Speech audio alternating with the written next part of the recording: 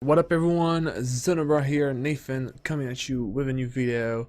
And today I want to talk about H1z1. So H1z1 was a very popular game, right? That we knew because of Twitch. I think Twitch made it viral, like viral with Summit 1G, a lot of stuff. But then the game died a little bit by itself because of a lot of glitches, a lot of bugs, etc. And people were just like tired of playing it, right? But recently, they released new changes that brought a lot of my attention and a lot of people's attention, right?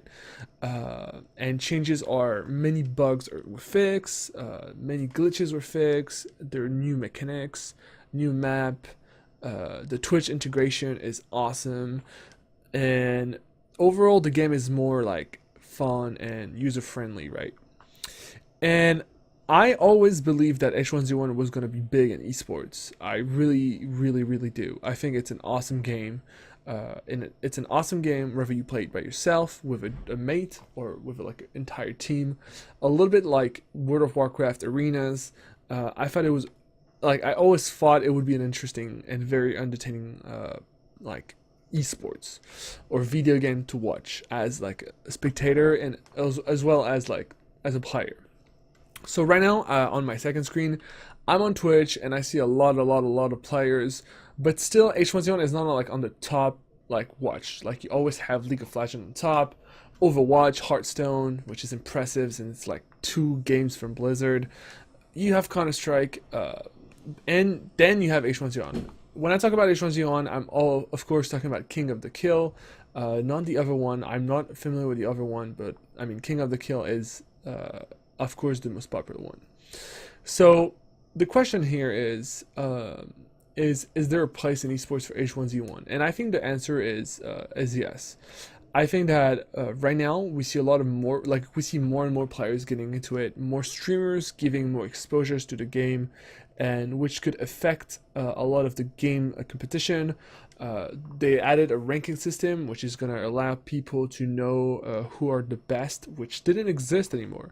When you think about it in League of Legends, like when you get challenger, you see the other challenger, and you're like, okay, we're all challengers, so let's just create a team, right?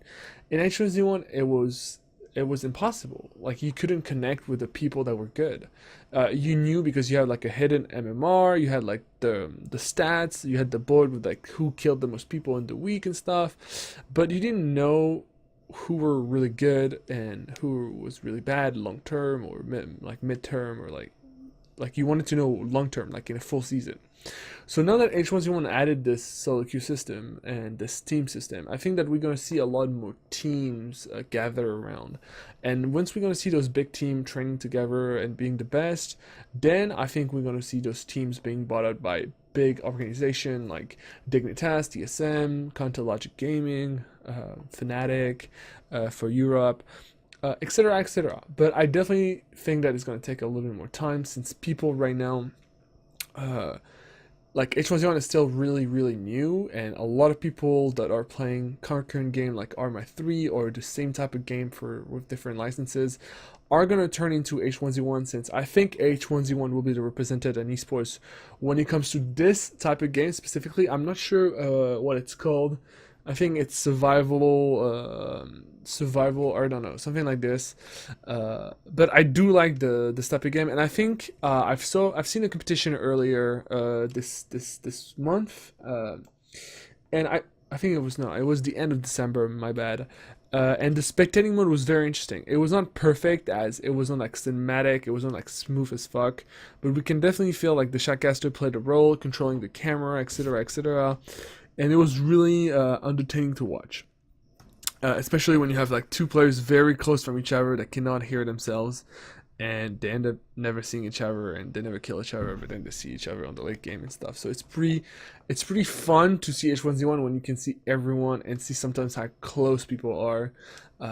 It's really fun, and when people are really good, it's impressive.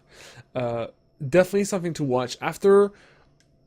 How esports is going to be defined. I knew I talked about this in a Facebook Live. I don't know if you guys were there. I really don't know how it's going to be defined, since now you have like solo, you have Dio, and you have five. like as a team in H1Z1. I don't know what esports, what is the standard for esports? Is it gonna be you and a mate? Is it gonna be a solo esports? Is it gonna be a team esports with like 5-player? We'll see. We'll see. I don't know who is developing this game, by the way. I'm not even sure. I think it's Daybreak Games, right? Let me just see. Yeah, Daybreak Games. They did okay, they did like EverQuest, Landmark, DC Universe, Planet Side 2. I'm not very familiar with all those games, to be honest. H1Z1 being their last games, and definitely they worked hard on those last update. I mean, of course, you have the H1Z1 Invitational, which is a big tournament that you can see at TwitchCon usually for the finals. And I think their integration with Twitch is very interesting, and this is something I really want to talk about, is how a game can promote himself with Twitch Prime, and how Amazon is just gonna kill it. Like, they're gonna kill it in the gaming industry, since like they're gonna be a really nice tool for promotion. But we'll talk about this in another episode. So that's it for it. I really think H1Z1 has a huge potential. I really think that Daybreak should invest a lot of money on creating a league, maybe, but still they need to wait on people to reach out for like Master or Diamond. I don't know like the ranking system for H1Z1 yet, but like the top level, and wait till those top level people create teams and maybe approach like organization like TSM, Fnatic and stuff, and then work with them to create maybe like a oh my god, a competitive scene, etc., like a league system and like a professional scene, right? So this is only for H1Z1 King of the Kill. I should have put it on the title. H1Z1 Just Survive. I just think it's something cool with your friends. I've never played it, to be honest. It's funny how they separated 2 games, so now both games are $20 on Steam. I think H1Z1 is in promotion right now. Steam is always doing promotion on H1Z1, so if you can get your hand on it, definitely go for it. Very, very good investment.